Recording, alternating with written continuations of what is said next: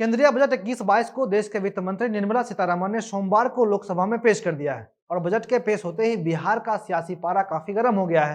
तो वहीं विपक्षी पार्टी के नेताओं ने इसको लेकर सरकार पर जोरदार हमला बोला है। इस खबर में हम आपको बताएंगे कि बिहार के विपक्षी पार्टी के नेताओं ने बजट को लेकर क्या कुछ कहा है। नमस्ते, मेरा नाम मन शर्मा है और आप जनता जंक्शन देख रहे हैं और ये हमारा विशेष कार्यक्रम सुबह सवेरे है, जिसके माध्यम से हम आपको बिहार की 5 प्रमुख खबर बताते हैं।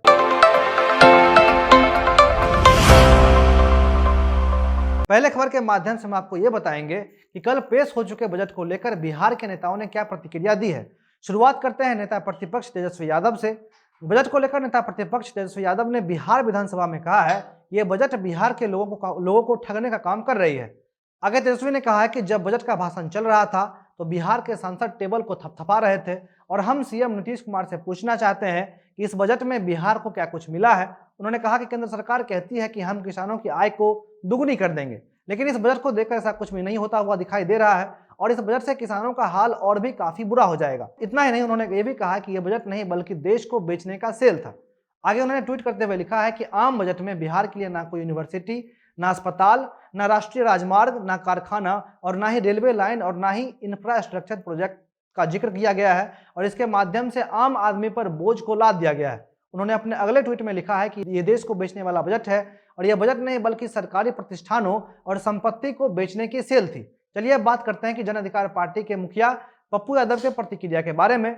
जन अधिकार पार्टी के अध्यक्ष पप्पू यादव ने कहा है कि यह बजट विनाश का बजट है और यह बजट किसानों के हित में नहीं है। यही नहीं, उन्होंने पीएम मोदी पर तंज कसते हुए यहां तक कह दिया कि प्रधानमंत्री सिर्फ धन कुबेरों के हैं, इसलिए यह बजट सिर्फ धन कुबेरों के लिए पेश किया गया है। आगे उन्होंने कहा है कि यह बजट किसान के लिए पूरी तरीके से खाली है और गरीबों के लिए भी इस बजट में कुछ भी नहीं है, लेकिन फिर भी सरकार तेल के दाम में बेतहाशा वृद्धि कर रही है और बिजली ट्रांसमिशन का काम भी सरकार पूंजीपतियों को दे रही है, जिससे किसान को मिलने वाला सब्सिडी खत्म हो जाएगा। बिहार के लिए विशेष पैकेज की मांग को दोहराते हुए उन्होंने कहा है कि पूंजी के अभाव में जो कुछ कारखाने बचे हुए थे वो भी अब बंद हो रहे हैं और बिहार में बंद पड़े कारखानों को खोलने के लिए विशेष पैकेज की आवश्यकता है। बंद पड़े चीनी मिल को लेकर उन्होंने रीगा चीनी मिल का जिक्र करते हुए कहा है कि उन्होंने कृषि मंत्री से बातचीत की है और मुख्यमंत्री से भी समय मांगी है और यदि 20 तारीख तक कुछ नहीं होता है तो उनकी पार्टी चीनी मिल को लेकर चीनी मिल के अंदर सत्याग्रह पर बैठेगी। और रालोसपा के अध्यक्ष उपेंद्र कुशवाहा ने भी इस बजट को किसान और युवा का जन विरोधी बताया है। कुशवाहा ने कहा है कि इस बार का बजट का फोकस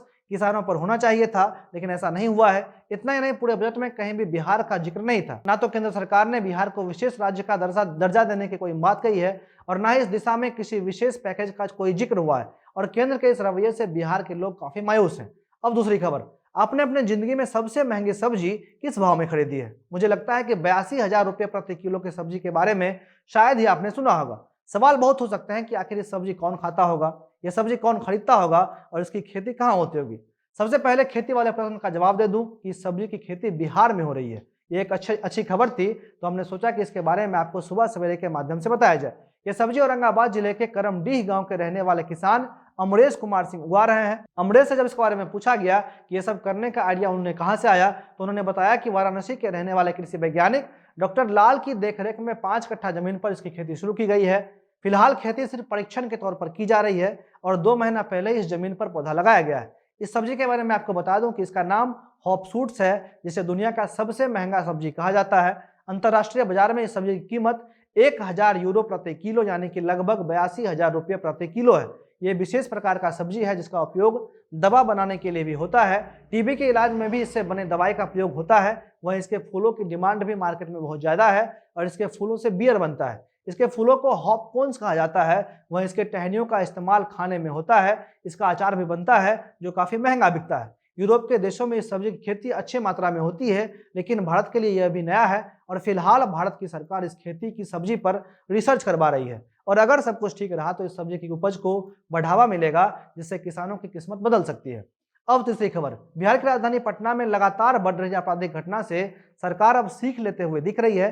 कुछ दिन पहले रुपेश हत्याकांड में पुलिस के हाथ अब तक कुछ नहीं लगा है और इस हत्याकांड के बाद राजधानी पटना में अन्य कई हत्याएं हो चुकी हैं। इसलिए अब सरकार ने बड़ा फैसला लेते हुए पटना के आवासीय अपार्टमेंट और कॉमर्शियल कॉम्प्लेक्स में सीसीटीवी कैमरा लगाने का निर्णय लिया है और मंडलीय आयुक्त संजय कुमार अग्रवाल ने सुरक्षा समिति के बैठक में यह निर्देश दिया है कि जिन जिन अपार्टमेंट में सीसीटीवी कैमरा नहीं लगा है वहां 31 मार्च तक कैमरा लगाना अनिवार्य है और जहां पहले से कैमरा लगा हुआ है और वो खराब है तो उसको भी 31 मार्च से पहले ठीक करवाना होगा। अब प्रशासन कैमरा के सहारे राजधानी में लगातार बढ़ रही घटनाओं को रोकने की कोशिश में लग गई है और अब तक घर का नक्शा पास करवाते वक्त कैमरा को लेकर कोई निर्देश नहीं दिया जा रहा था। लेकिन अब संजय कुमार अग्रवाल ने कहा है कि भविष्य में अपार्टमेंट या फिर कमर्शियल कॉम्प्लेक्स का नक्शा पास कराने के दौरान ही सीसीटीवी से संबंधित जानकारी देनी होगी, अन्यथा नक्शा पास नहीं किया जाएगा। उन्होंने बताया कि अपार्टमेंट में प्रवेश द्वार, निकास द्वार, पार्किंग, हर एक फ्लोर, गेट के पास और लिफ्ट के पास कैमरा लगाना आवश्यक है। उन्होंने कहा कि केवल कैमरा लगाने से नहीं होगा,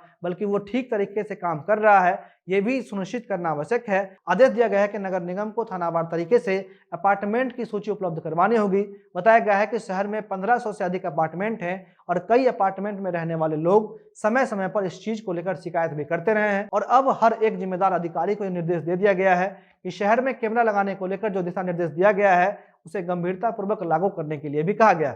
और यह पुलिस का एक प्रयास है अपराध को नियंत्रण करने की, लेकिन सरकार को अभी भी अपराध को नियंत्रण में करने के लिए काफी लंबी लड़ाई लड़नी पड़ेगी। अब चौथी खबर, ये खबर बिहार के गोपालगंज से है, जहां भोजपुरी फिल्म अभिनेता और लोक गायक नागेंद्र उजाला की भांजी की जलाकर हत्या कर दी गई।